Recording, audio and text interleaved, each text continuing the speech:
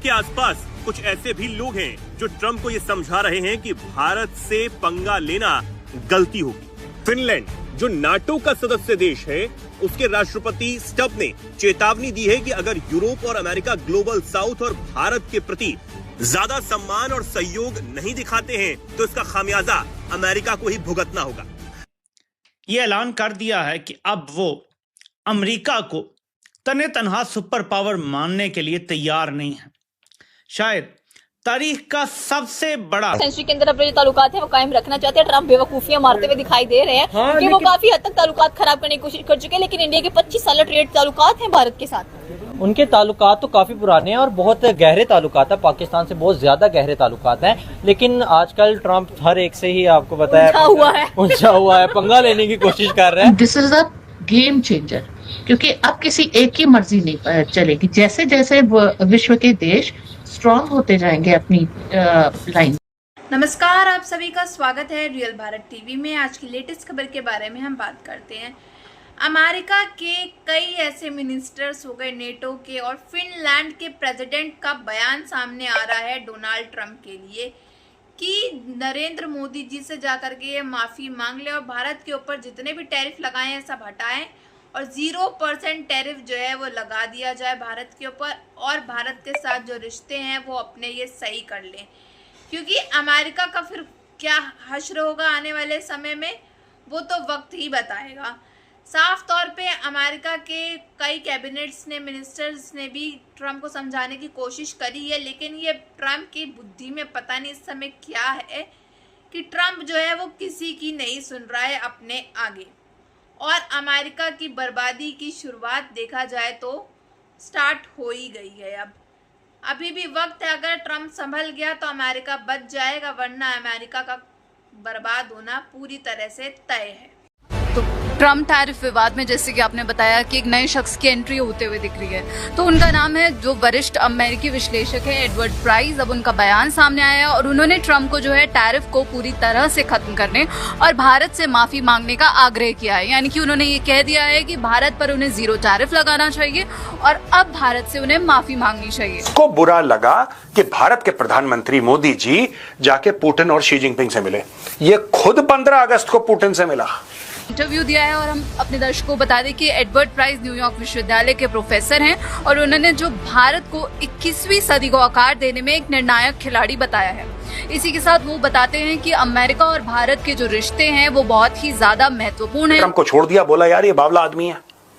फिर इसने अभी ट्रम्प को समझाया कि भाई आप किस रास्ते जा रहे हो, हम लोगों ने इतना सर खपाया है भारत के साथ दोस्ती करने में, ये मीटिंग वो मीटिंग, ये आओ ये जाओ। और डेमोक्रेट्स ने भी, रिपब्लिकन ने भी, यहां पे कांग्रेस पार्टी की सरकार भाजपा की को इस बार भारत ना मुड़ के विश्वास नहीं करेगा। तुम्हें 20 साल से ऊपर लग गए थे भारत को कि भारत तुम्हें ट्रस्ट करे। भारत तुम्हें डे 1 से ट्रस्ट नहीं करता था, भारत तुम्हें ट्रस्ट नहीं करता। भारत को 20 साल लगे तुम्हें ट्रस्ट करने में, फिर तुमने उसका भरोसा तोड़ दिया। अब वो गया, अब नहीं आ रहा वापस। यही चीज समझाई उसने। बोला पाकिस्तानी, देखिए पाकिस्तानी फ्यूडल माइंडसेट के लोग हैं, जमींदारी, ठीक है, चौधरी वडेरा, ये पाकिस्तानियों का दिमागी इतना है, ठीक है।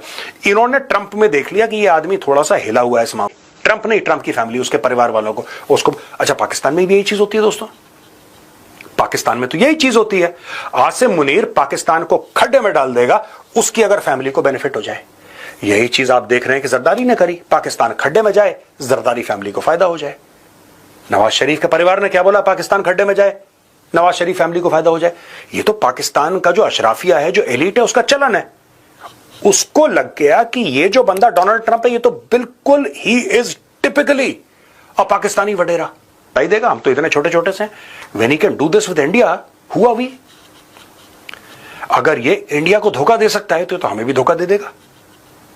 तो दोस्तों ये सारी की सारी चीजें हो रही हैं धीरे धीरे अमेरिका से, और धीरे धीरे नहीं यार, बड़ी तेजी से अमेरिका से लोग राइज कर रहे हैं, उठ रहे हैं, और ट्रंप के खिलाफ आवाजें और जोर पकड़ रही हैं दोस्तों। बिल्टी नहीं है, उनकी इस बात का विश्वास नहीं किया जा सकता। किसी ट्रेड नेगोशिएशन में 1-2 ऐसी चर्चा हुई होगी, बट ये थोड़े कि हमने ऑफर कर दिया। ये वही बात हो गई जो वो क्लेम कर रहे हैं, इसीलिए प्रधानमंत्री मोदी उनका फोन नहीं उठा रहे, बिकॉज ऑफ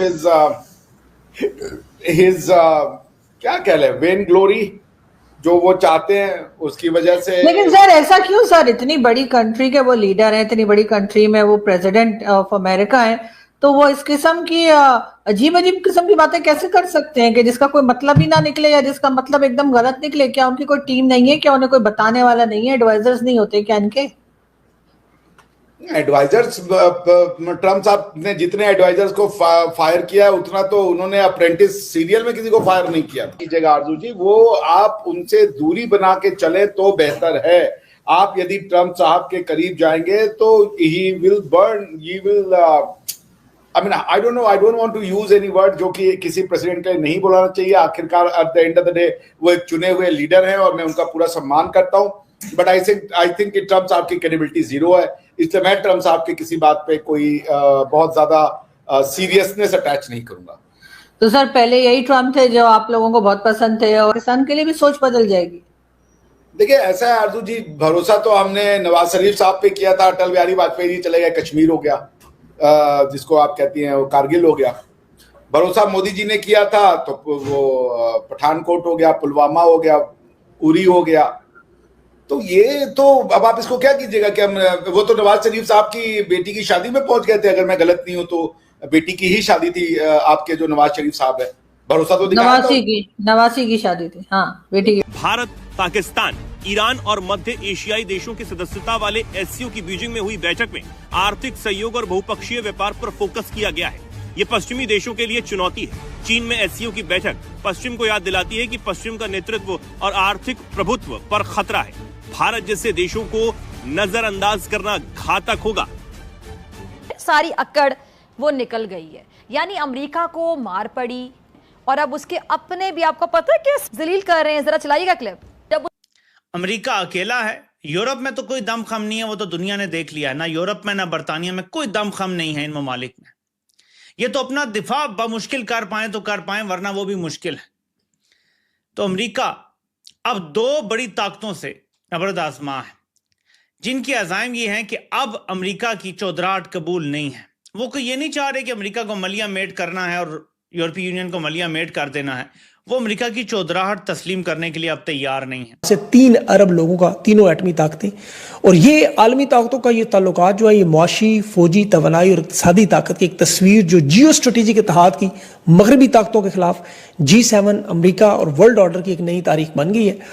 फिनलैंड के राष्ट्रपति स्टब ने कहा है कि भारत के प्रधानमंत्री को लेकर या चीन और रशिया को लेकर जो अमेरिका की और नाटो कंट्री की जो नीति चल रही है वो कहीं ना कहीं अंतोगत हुआ ऐसा ना हो जाए कि वो अमेरिका को या नाटो को, दोनों को दिक्कत ना हो जाए। बड़ी डेवलपमेंट्स होने जा रही हैं, लेकिन मैं आपको पाकिस्तान से रिलेटेड चीजें बता दूं। टाइम मैगजीन लिखता है, और ये बड़ा इंपॉर्टेंट है, America has always had a soft spot for Pakistan's military dictators because they see them as a one window operation for their secret and not so secret strategic plans. मैं अगर इसका आसान तरीन अल्फाज में तर्जुमा करूं तो वो ये है कि जर्नैल पाकिस्तान के गद्दार हैं। अमेरिकी राष्ट्रपति की जो बुद्धि है, दिमाग के जो पेच हैं, वो जरा से ढीले हो गए हैं। सो कॉल्ड फील्ड मार्शल, यानी कि फील्ड मार्शल से मिलकर ऑब्वियसली ऐसा होना ही था। ज़्यादा ताल्लुकात अगर आप सामने वाले मंदबुद्धि लोगों के साथ करोगे तो आपके दिमाग में भी सिर्फ वही सब चीज़ें तो चलेंगी, वही सब आएगा आपको। सब कहते हैं ना, संगत का काफ़ी ज़्यादा असर पड़ता है। ठीक वही संगत का असर लग रहा है अमेरिका को पड़ गया है पाकिस्तान के साथ रहने की वजह से। तभी तो डोनाल्ड ट्रंप, जो कि नरेंद्र मोदी जी को कितना अच्छा दोस्त मानते थे, कितना अच्छा व्यवहार था भारत अमेरिका का, कितने अच्छे ट्रेड्स चलते थे, अमेरिका भारत की पूरे विश्व में बहुत बड़ी मिसाल थी कि क्या दोस्ती है, वही अमेरिकी डोनाल्ड ट्रंप की एकदम से बुद्धि जो है वो इतनी कैसे ख़राब हो गई। इतने टैरिफ पे टैरिफ, सिर्फ रूस से जो है ट्रेड स्टार्ट कर दी इसलिए। अब इसने जो बदतमीजियाँ करी हैं अमेरिका के डोनाल्ड ट्रंप ने, अब इसको फिर साथ में अब झेलना भी पड़ रहा है, क्योंकि चाइना के साथ भी ट्रेड हो गई, रूस के साथ भी हो गई। सब जो है धीमे धीमे भारत के साथ ट्रेड करते जा रहे हैं और अमेरिका को साइडलाइन किया जा रहा है। तो अमेरिकी डोनाल्ड ट्रंप का स्क्रू तो और ढीला होना ही था, बौखलाना तो उसको था ही। अब जो है फिनलैंड के प्रेसिडेंट, नेटो के लोग जो है सब इनको समझा रहे हैं, अमेरिका कैबिनेट समझा रहा है, मिनिस्टर समझा रहे हैं कि भारत से पंगा लेना बंद कर दे ये अमेरिका का डोनाल्ड ट्रंप, वरना अमेरिका की बर्बादी जो है वो लिखी है पूरी तरह से तय। भारत से जाकर के माफी मांग ले, 0% टैरिफ लगा दे और नरेंद्र मोदी जी से जा करके माफी मांग ले, वरना अमेरिका का बर्बाद होना पूरी तरह से तय है। ये खुली चेतावनी और वार्निंग जो है फिनलैंड के प्रेसिडेंट ने बयान देते हुए अमेरिका के राष्ट्रपति डोनाल्ड ट्रंप को कही है। अब मजे की बात यह है कि अमेरिका के डोनाल्ड ट्रंप इस बात को कितना सीरियस लेते हैं ये तो वक्त बताएगा। आपकी क्या राय है कमेंट बॉक्स में जरूर बताइएगा। अगर वीडियो अच्छी लगी हो तो like, share and comment and subscribe please.